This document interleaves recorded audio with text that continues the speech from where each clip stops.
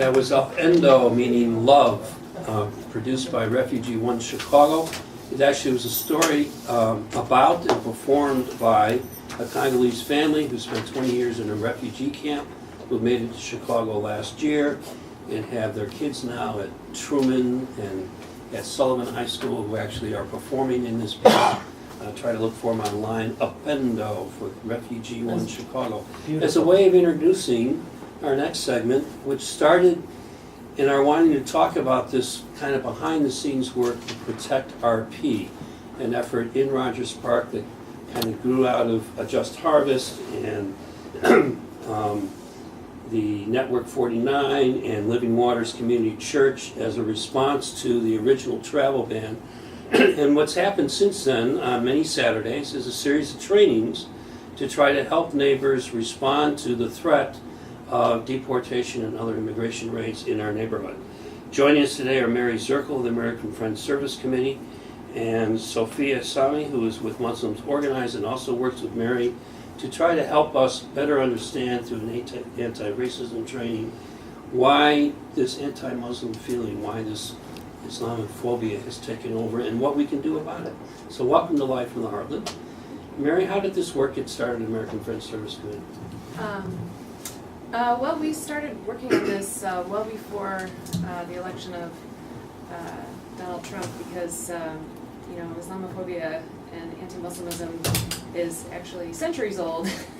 And, we've had policies in place through the Obama administration, too, that targeted the Muslim community. So we recognized that there was a need to educate folks who are, actually in the progressive community to learn the very deep layers of that kind of sentiment. And so we started organizing this project. We were actually doing it in 4 different cities across the U.S. But here in Chicago, after the election of Trump, there was a huge interest because of the policies that he was putting forward were so recognizable to people. And so that's when we had a chance to collaborate with the Protect RP folks. And let me just get Sofia in on this conversation right now. Where did you wind up linking up with American Friends and how? And what's your activism startup vis-a-vis here in Chicago? I ended up linking up early, kind of at the end of last year, around doing some work around police demilitarization. And that's often a point where people wouldn't think of, how does that relate to anti-Muslimism? And it does. A lot of war on terror tactics and politics, equipment through 10-3 programs and other Department of Defense programs. That comes back to the police gear, and we also need to find ways of showing solidarity and make sure that we say an end to militarization both here in the U.S. with police and with the military itself. When people look at the illegal invasion of Afghanistan, Iraq, and what happened, the mass amount of civilian casualties that we've had there, that's an important point that people don't think of. Right. And so that's kind of like where we linked up with AFSC. So there was a large police militarization conference, like a pro-conference teaching people tactics here. And so we kind of linked up on like how to disrupt or deal with that, basically. Mm-hmm. And what we can go a little bit back to the neighborhood for a second. I was really proud of my neighborhood when 400 plus people came to the first meeting that we called for what became Protect Rogers Park. Tom was right, it was a combination of groups, but it was mostly in reaction to that executive order. How do you compare, you've now been doing this work in reaction to the executive order, how many communities have you touched with the training, and what delights you about it, what confounds you, what blows your mind? Well, as I said, we're doing this training in 4 different cities. It's Boston, Indianapolis, Greensboro, North Carolina, and Chicago. And I've been traveling a little bit to those other cities. And in general, we find it really exciting to see how many people want to come out and oppose policies such as the Muslim ban. And in general, it can be, we really design our trainings to push people out of their comfort zone a little bit, and I think with any kind of ally training, any kind of anti-racist training, that's necessary. And so I think people can sometimes find the trainings challenging, but we've heard really positive feedback from people that they feel glad to challenging themselves in that way. So, and I think with our audience in Rogers Park, we were really delighted that the folks were really dedicated. They really did want to push themselves and, you know, be part of positive change in the neighborhood for sure. It sounds like your work in Rogers Park is going well. What is it like in those other cities you mentioned? Is there as much fervor and yeah. concern around this? It's not just a Chicago thing. No, not at all. You know, and it's actually interesting in Greensboro, North Carolina, and in Boston, both the organizers that we're working with are particularly interested in creating a community response to connecting the Latino community with the Muslim community, and those are the populations that they're working with. They both come out of immigration work, so that's really interesting. And then in Indianapolis, it's a very different sort of political atmosphere in Indiana. So our organizer there doesn't have the support of like a million progressive groups the way we do here in Chicago. So she's got a tougher challenge, but Yeah. they still have a lot of.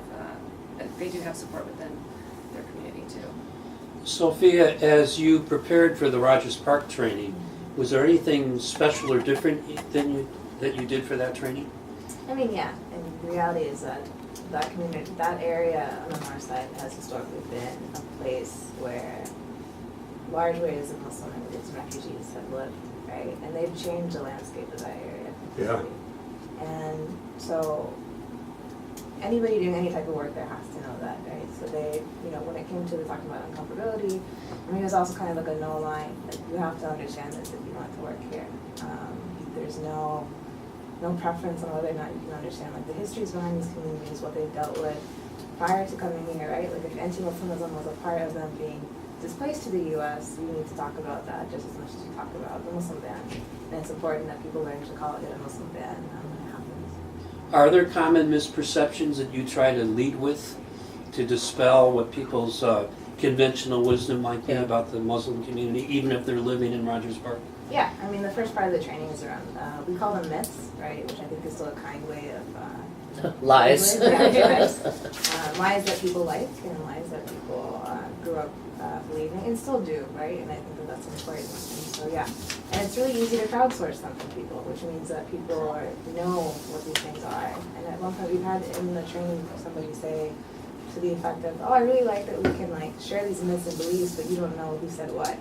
So this concept of like people still come to these trainings and don't think that they can completely let go of like what they believe or expect to completely change in a period of time. Well, that would be understandable, right? I mean, people, it takes time. I've been doing anti-racism work since I was 12, but I still have this skin, which means I still have privilege every time I walk the streets of Chicago, and it's such it's wonderful that so many more people are entering the arena of, okay, look at myself, look at my beliefs, and how are they keeping other people down, kind of. But it's a long road, is it not? It is, and our training is a 5-hour training. We usually do it in 2 parts or else like a full day. And that, you know, we just make sure to say to people, like, don't just check this off your list, now you're not Islamophobic. Like, this is serious, lifelong work, and if you're gonna be a true ally, it's a full-time job, you know, and you're gonna need to be constantly learning and challenging yourself. As I am, you know, and other folks who are trying to be committed allies.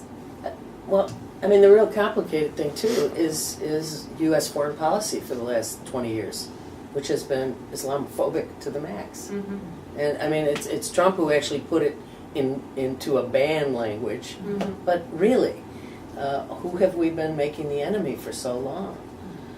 Yeah. Want to speak to that? Yeah, I mean, that's a huge part of the training. So I think a lot of people come with the presumption that this started within the past few months. Some people are like, oh, this started since 9/11. I'm like, no, it's old. Well, you know, I grew up here. I've watched it grow as a young person, right? So you can't tell me otherwise.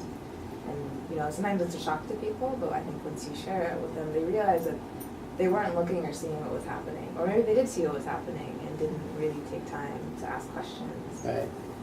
To the extent the Middle East is a big blob for most people who aren't paying that much attention, this history goes back to Jimmy Carter and the Iran hostage crisis. And yes, I'm mixing up stuff here, but in most Americans' minds, that's all and then 9/11. And those are really hard things if you haven't been paying attention to get past, I think. So in this moment with such heated language and a chief executive who doesn't really care what he tweets, this is kind of, as you said, a lifelong thing, but it's a very constant thing right now, day to day, week to week. How do you keep up for doing this work and keep encouraged and then try to inspire people rather than weigh them down even further? I mean, I feel like for me in this moment, anytime I'm together with people trying to work and learn, like I feel encouraged by that. Even though sometimes we'll do a training where we feel like kind of discouraged afterwards ourselves, but you know, I think being in community with people always keeps me encouraged, even if we have to struggle through some difficult things. As part of your work, do you? I'm just thinking about how long Muslims have been part of this country, and even before this country. I mean, going back to the Spanish Moor people in New Mexico, and then there's been recent stories about Muslims in South Dakota. What's your sense about? Do people understand this history at all, or do people think Muslims are just showed up? I mean, there's a portion in the training about that, right? About history, and particularly when we try to think about Black Moorish Muslims from Spain and how that was also part of the colonization in the U.S., right, in Latin America, and how the first and large populations of Muslims to come to both North America, Latin America, and all the indigenous peoples there were largely Black Muslims from West Africa. And so, that does come as a shock to people because they're like, oh, it's very clear that's not how they're thinking of it. They're not because when you think of it that way, then you realize, oh, wow, this is a lot older. This is a part of this country since its inception and not something that popped up within the past 10 years. And I just was wondering that, the Nation of Islam, which is, has had a lot of notoriety in this country, where are they at on this? Do you have any contact with the Nation of Islam? Do any of those people participate in trying to change the perception of Muslims in America, or is it kind of separate? The Muslim community in Chicago is so diverse. There are groups, I mean, as you probably know. So we've been working with groups who are interested in challenging the sort of state violence level policies, such as the Muslim ban, but also like the Muslim registry, countering violent extremism programs, which is an Obama era program. So those in general, like Care Chicago is a group that we've been working on with Muslims Organized. Those are the groups that we've been collaborating with. AFSC goes back a long way, and my awareness of it, and I think Tom's as well, comes from both of our growing up with a faith-based anti-war mentality. And Satyagraha wasn't that a newsletter of AFSC many moons ago? Before my time. Predates you, Mary. Sorry, I'm older. And in any case, I just salute you and the organization for doing this work so constantly and being so consistently at the forefront of it. Thank you. It's it's our centennial year. Is it really? Yes, we're 100 years So old. plug your event. Yeah. Well, we have a training that we're doing next Saturday, May 13th, and it's for educators only. We're working with Chicago Teachers for Social Justice, and if you go to the American Friends Service Committee Chicago Facebook page, you can find out information on it and register. Wow. And when's your centennial event? Because you're going to try to raise a little bit of money as yes. our That- AFSC Oh, offices around that. the country. Raising Oh, yeah, the money to money stay part. alive. Because that's coming up this month. Actually, we moved. It's in November. It's Oh, in you pushed November, it. Oh, good. Yeah. Okay. At Alhambra Palace. We'll have them back. Yes, absolutely. That So would it be was a save the date thing, and I forgot the date that I obviously heard. So I just want to mention, as Katie salutes you, this is not easy work, and it also could be dangerous.